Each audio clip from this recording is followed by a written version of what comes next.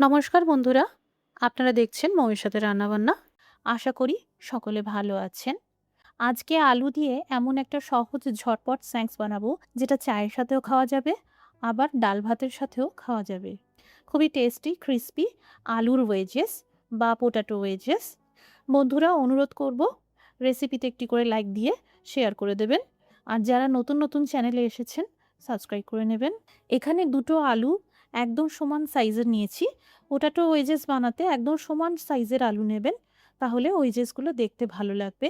খোসা সমেত আলুগুলোকে খুব ভালো করে ধুয়ে নিয়েছি। খুবই সহজ, এইভাবে লম্বা করে কেটে নিতে হবে। খুব মোটা করে কাটবেন না, না হলে আবার ওয়েজেসগুলো ভিতর থেকে কাঁচা রয়ে যেতে পারে। আবার অনেক বেশি পাতলাও করবেন না, না হলে ওয়েজেসগুলো ভেঙে যেতে পারে।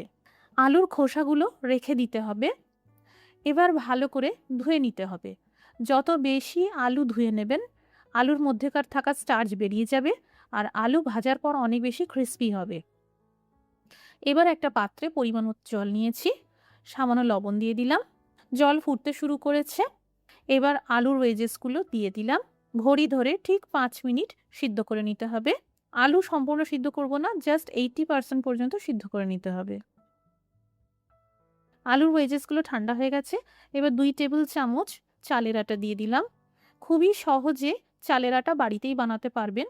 প্রতিদিন ভাত করেন যে চাল দিয়ে, মিক্সিতে গুঁড়ো করে নেবেন আর 2-3 বার চেলে নেবেন, তাহলেই চালের আটা তৈরি হয়ে যাবে। ওয়েজেসগুলো ভালো করে এই চালের আটাতে মাখিয়ে নিলাম। এবার একটা মিক্সিং বোলে 1 টেবিল চামচ চালের আটা নিয়েছি। যারা চালের আটা অ্যাভয়েড করতে চাইছেন কর্নফ্লাওয়ার দিতে পারেন। 1 চা চামচ সুজি নিয়েছি। 1 চা চামচ রসুনের পাউডার নিয়েছি। এর পরিবর্তে আপনারা রসুনের পেস্ট বা কুচানো রসুন দিতে পারেন। 1 চা চামচ চিলি ফ্লেক্স নিয়েছি। দিয়ে দিলাম অরিগ্যানো। এটা না থাকলে কারি পাতা বা পুদিনা পাতা যেকোনো একটা দিতে পারেন। 1 চা চামচ আমচুর পাউডার দিয়ে দিলাম। এর পরিবর্তে পাতিলেবুর রস দিতে পারেন। রঙের জন্য খুব সামান্য হলুদ গুঁড়ো দিয়ে দিলাম। স্বাদ অনুসারে লবণ দিয়ে দিলাম, আর কুচানো ধনেপাতা দিয়ে দিলাম। এবার খুব সামান্য করে জল দিয়ে একটা মিডিয়াম কনসিস্টেন্সির ব্যাটার বানাতে হবে। খুব পাতলা যেন না হয়, তাহলে ওয়েজেসগুলো ক্রিস্পি হবে না। আবার খুব ঘন হয়ে গেলে ওয়েজেস কুরকুরে তৈরি হবে না। এখানে আমি একটা চায়ের কাপের মাপ করে টোটাল 1/4 কাপ জলের ব্যবহার করলাম। এবার আলুর ওয়েজেসগুলোকে এই ব্যাটারে মাখিয়ে নিলাম। এক এক করে ভেজে নেব। তেল খুব গনগনে গরম রাখতে হবে। জোর আঁচে ওয়েজেসগুলোকে দেওয়া মাত্রই নাড়াচাড়া করা যাবে না। একটু 1 থেকে 2 মিনিট অপেক্ষা করে তারপর উল্টে পাল্টে ভেজে নিতে হবে। এতে ওয়েজেসগুলোর বাইরের দিকটা খুবই ক্রিস্পি হবে। এইভাবে বাকি ওয়েজেসগুলোকেও ভেজে নেব। অবশ্যই জোর আঁচে ভাজবেন, না হলে ওয়েজেসগুলো অনেক নরম হয়ে যাবে, ক্রিস্পি হবে না, আর প্রচুর পরিমাণে তেল অ্যাবজর্ব করে নেবে।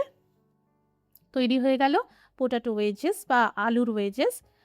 তো দেখলেন বন্ধুরা, কত সহজে ঝটপট এইভাবে বানিয়ে সন্ধ্যার স্ন্যাক্স হিসেবে হোক বা ডাল ভাতের সঙ্গে হোক, যেমন ইচ্ছে খেতে পারবেন। একবার এইভাবে বানিয়ে দেখবেন, খুব সুন্দর খেতে হয়, আর বাচ্চারাও খুব পছন্দ করবে।